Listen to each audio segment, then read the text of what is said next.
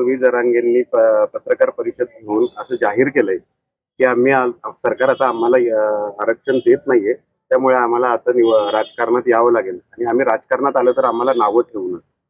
माझं जरांगे पाटलांना फार अगोदरपासूनच म्हणणं होतं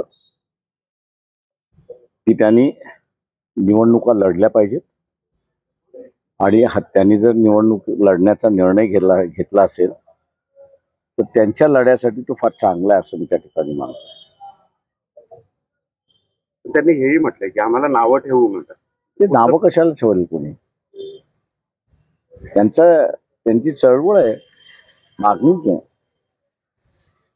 काही जण डिफर होतील, काही जण सपोर्ट करतील, त्याच्यामुळे नावं ठेवण्याचा भाग नाही आहे. त्यांनी लढावं, माझं म्हणणं असं पूर्णपणे लढावं.